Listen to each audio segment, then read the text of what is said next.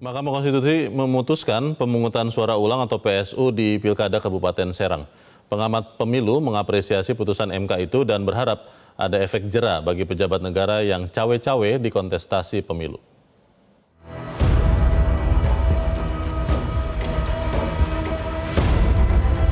Di mana menteri selaku pejabat negara dilarang membuat keputusan dan untuk tindakan yang menguntungkan atau merugikan salah satu pasangan calon.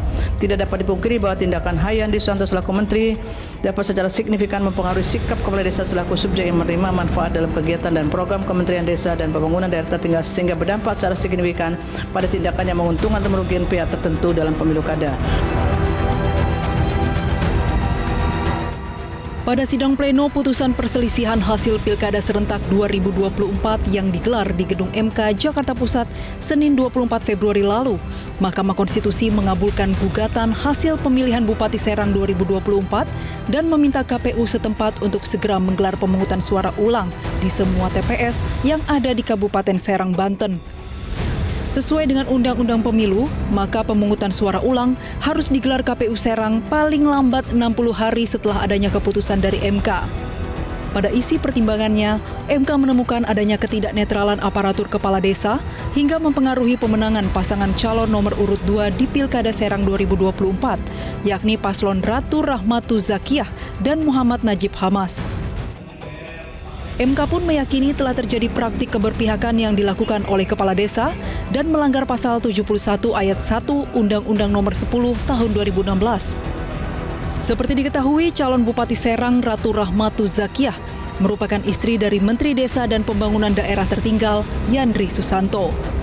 Sebelumnya, Yandri sempat menjadi sorotan usai viral beredar surat undangan berkop dan berstempel resmi Kementerian Desa dan PDT untuk acara peringatan haul kedua ibunya yang digelar pada 2 hari usai dirinya dilantik menjadi menteri di Kabinet Merah Putih.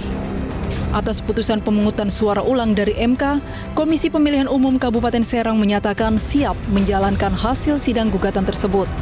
Kini KPU Serang sedang merumuskan proses pelaksanaan pemungutan suara ulang dan menunggu instruksi dari KPU RI maupun KPU Provinsi Banten.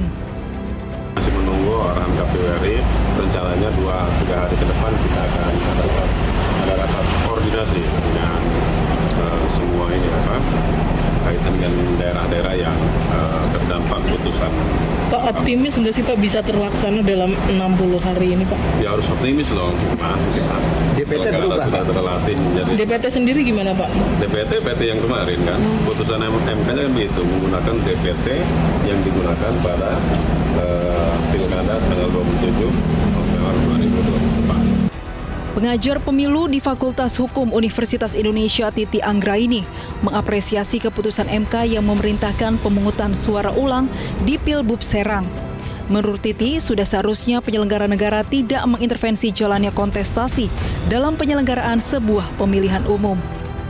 Pesan yang ingin disampaikan dari putusan Mahkamah Konstitusi bahwa penyelenggara negara, penyelenggara daerah atau pemerintah otoritas yang ada itu tidak boleh cawe-cawe dalam proses pilkada tanpa aturan yang benar begitu. Memang penyelenggara negara yang berasal dari jabatan politik boleh ikut berkampanye, tapi itu ada prosedurnya, ada aturan mainnya. Tidak boleh menggunakan fasilitas jabatan dan juga anggaran dari pemerintah atau negara, dan termasuk harus dilakukan dengan cuti di luar tanggungan negara begitu ya, mengajukan prosedur cuti yang benar, tidak boleh politisasi birokrasi dan seterusnya.